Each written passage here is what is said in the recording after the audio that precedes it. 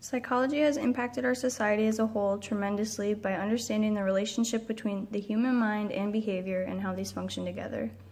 The high demand for psychologists diversely spans across the world in different communities, institutions, and cultures. The nature of psychology is to provide the assessment of child and adult psychopathology, create treatment plans, and to provide multimodal psychotherapy for children and adults.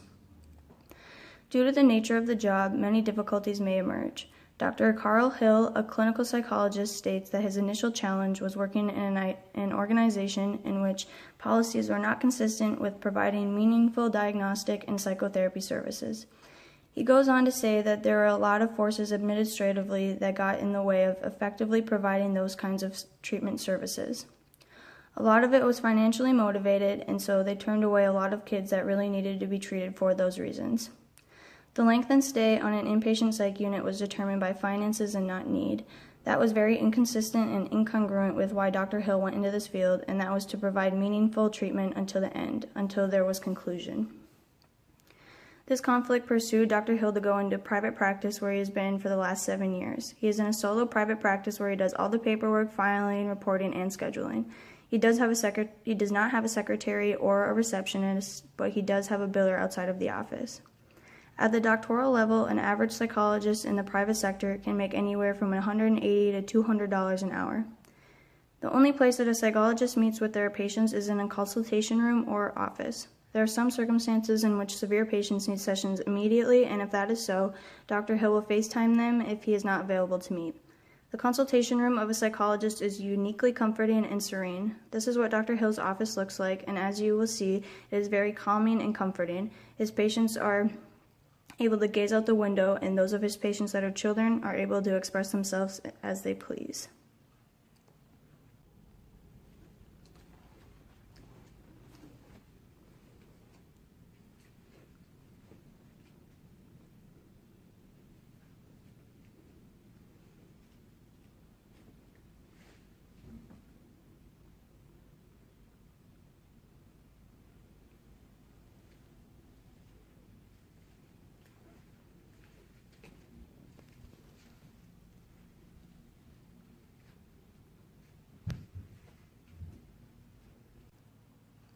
The downside to Dr. Hill's office is that he shares a waiting room with a couple of family doctors, which is fine, but it can be a chaotic room. They play rock and roll, there's kids running and playing, and doors slamming, which is not the best environment for his patients.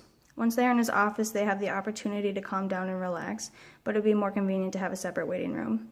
Another issue that is not only unique to psychologists, but almost all healthcare and human service providers is boundaries.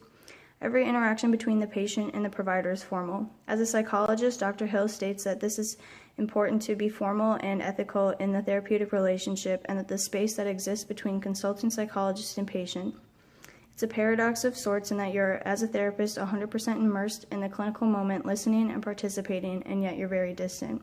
Boundary issues are critical in psychology because of issues of transference and the increased likelihood of psychologists acting out in a variety of inappropriate ways because of the power they have in that intense therapeutic relationship.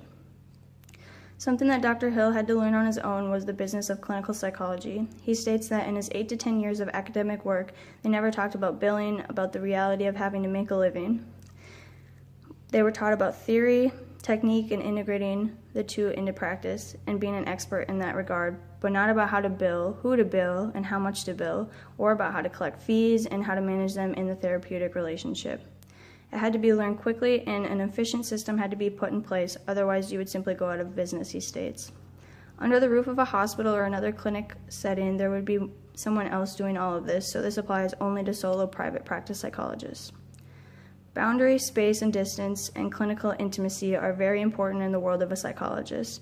If one or all of these are not in place, there will be an issue in the therapeutic relationship. Psychology is a rewarding job in that you have the ability to alleviate someone's pain, suffering, and confusion. Being able to identify psychological issues and treat them is a huge advancement for our society. Psychologists allow us to have a sense of confidence of our mind and who we are as people.